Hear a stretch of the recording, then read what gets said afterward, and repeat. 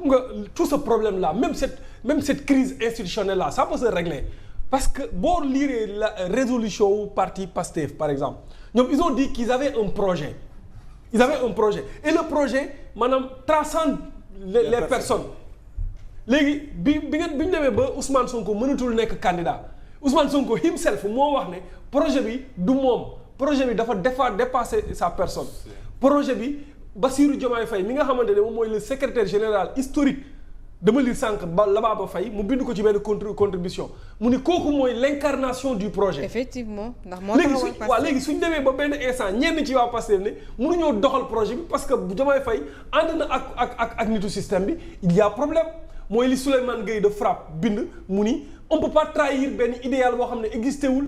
c'est-à-dire que donc projet bi nga xamante ne moom lañ doon wax Pastef ça n'existait pas idéologie boobu noonu ça n'existait pas et Pastef n'avait pas de programme ils étaient dans la dénonciation comme ni ko doyen waxee adopter cette posture populiste là Pastef gis nga damay faral di ko wax nga baal ma daanale foofu damay faral di ko wax Amidou Anne dama ko dégg keroog mu wax ko muy le un parti de gouvernement ak un parti populiste les partis de gouvernement ils se sont formés pour conquérir le pouvoir ñooñu du ñu naxasal ay institutions ñooñu du ñu nekk ci ay dénonciation wala ay calomnie dañuy teg ay argument par argument ba accéder au pouvoir mais les partis populistes ñoom benn posture la ñuy adopté mooy le style populiste mooy dénonciation calomnie.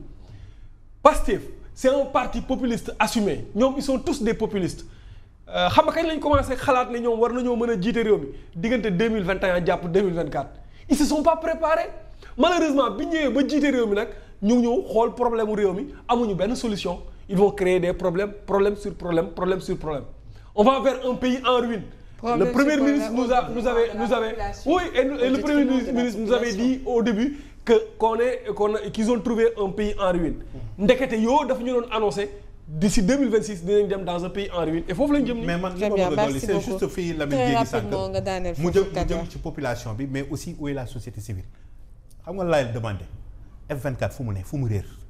ah F24 c'est dépassé. c'est dépassé dafa am dëgg yàlla c'est dépassé F24 la mu fi taxawoon ñu ngi ci F25 ci ñu organiser ak exiger ba élection yi am su ñu indiwaatee F24 ci contexte bu mel nii rappel FRAPP ak FNL ak ñi ci des ñëpp mouvement société civile entité yi fi nekk. bu ñu dajaloo autour de li fi nekk. créé waat comme F24 na mu fi taxawee woon. mais est-ce que du F24 boobu mooy FDR.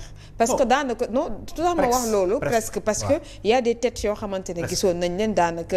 ci ñoom voilà presque. ba tey mais est-ce que du comme genre ñoom ñoo taxawal. xam nga FDR actuellement li tax tudduma ko mooy position bi ñu amee si pour man trop politique. ah ok moo tax. alors que fële F24 position bi mu amoon moo gën a large moo gën a yaatu. dirigé par Mamadou Mbodj et puis voilà mi ngi noonu donc loolu laa ni pourquoi pas mënuñu ko delloosiwaat parce que question yi ñu fi teg nii. les 8 milliards 7 milliards. nu mu tuddati encore Azer. problème bi dafa bari assemblée nationale crise politique bi nekk au sommet de l'État yooyu il faut mu am benn entité bu dëgër boo xam day ñëw tàppe ci taal ne il faut que ñu leeral lii.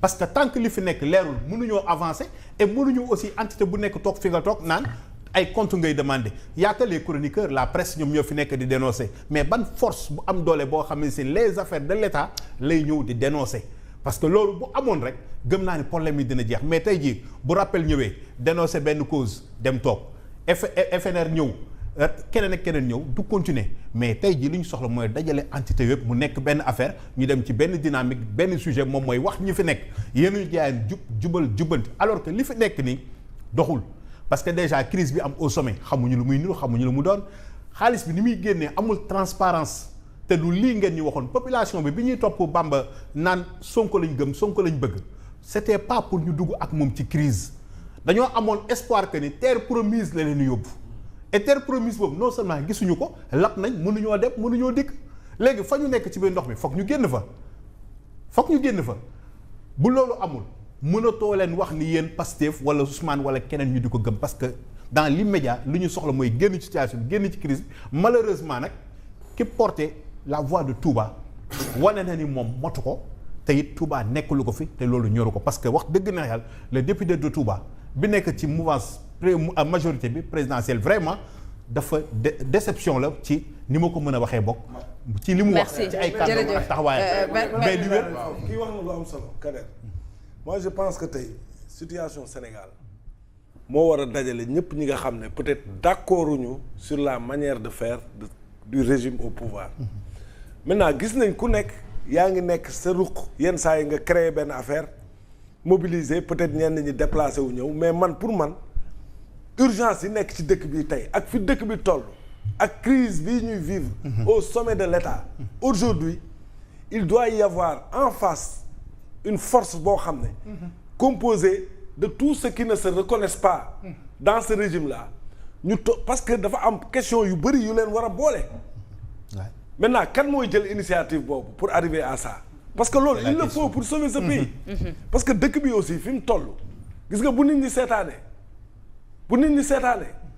fi ñu jëm baaxul de parce que waxuma la sax crise économique profonde bi nekk ci dëkk bi mais aujourd'hui on parle d'une crise politique tey même waa Pastef nangu nañu cette crise cette dualité au sommet de l'État mais fan lañu jëme mais en face il y a quoi pour dire attention il y a un Rubicon à ne pas franchir parce que su boobaa ñun ñëpp on est en danger mais il faut une force mais force boobu mais ñi nekk ci opposition bi ces gens-là qui ont connu la République durant plusieurs années ñeneen ñu bees ñi mujjee ñëw mais organisation société civile yi mais activistes yi mais ñoo ñëpp pour man dañu war a ut benn cadre fédérateur boo xam ne pour dire à ces gens-là qui sont au pouvoir vous n'avez pas le droit dëkk bi ngeen koy sax xaw a fooye parce que aussi c'est de cela qu'il s'agit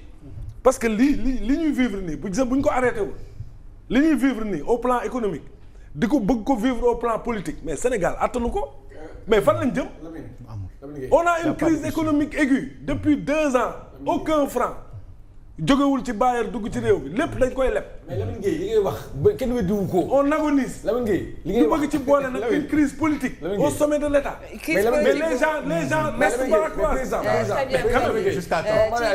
ñun li ñu mën wax lañ mën. ñun ñu ngi def suñu rôle. mais ñi nga xam ne. ñoo nekk ci langue politique gi. man jàpp naa ne seen responsabilité historique. tey mooy ñu jéem a daje xool.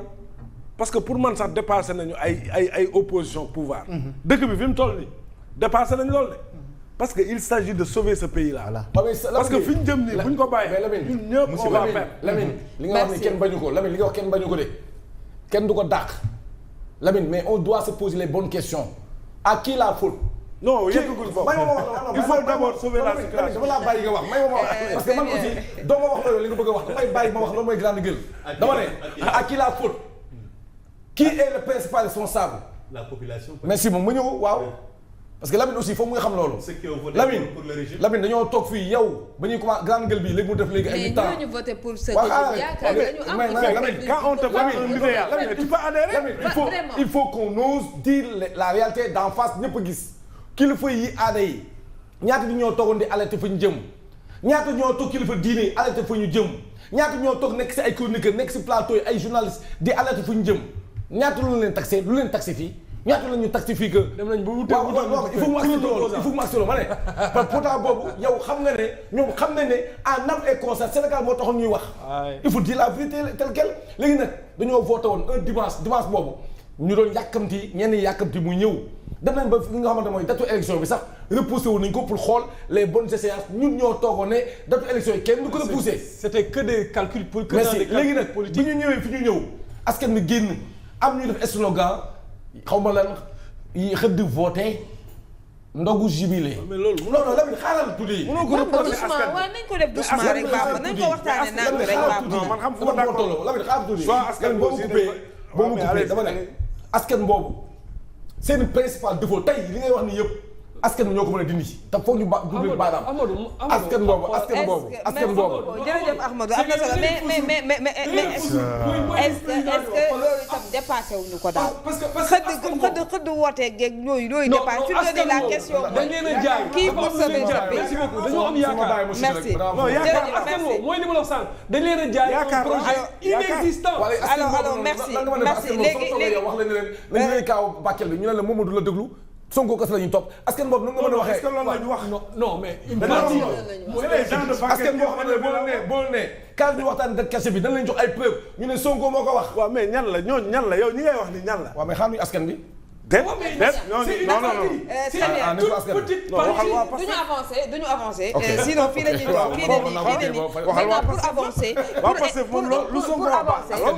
très bien Momo pour avancer actuellement dañuy dugg nañ ci politique bi actuellement gis nañ ne le président de la République le premier ministre ñoom ñaar ñëpp kenn nekku ci réew mi ayca ci wàllu woowu nag kan moo fas yéene gérer la cité dëkk boo xamante ne soo ma mayoon benn élément boo xamante ne c'était le premier ministre quand même qui l'avait dit temps yee ci ginnaaw bu fekkee élément bi yemb nag nga may ma ko ma déglu ko et puis revenir sur le plateau pour nit ñi dañuy déglu bu baax aussi ñuy mën a comprendre fi ñuy waxee.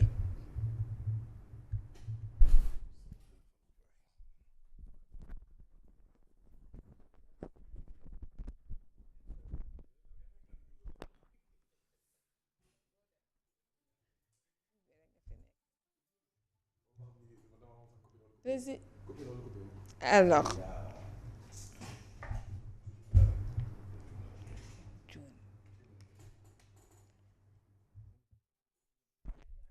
merci beaucoup peut-être dinañ ci ñëwaat ci kanam moomu par rapport ak li nga xamante ne peut-être mooy cette absence du chef de l'État bi nga xamante ne au moins les Sénégalais xam nañ ne seen président dem na pour lijjanti daanaka peut-être ay mbir pour réew mi parce que gis nañ ko ci image yi photo wu ak ki nga xamante ne moom moo di directeur bu BAD moo ñu gisaat ko également ay audience yoo xamante ne moo ngi ko doon def officiellement on savait que le chef de l'État da doon génn. oui xamoon nañu ko mais li ñu xamuloon mooy premier ministre day génn fu mu jëm ak lu muy wuti.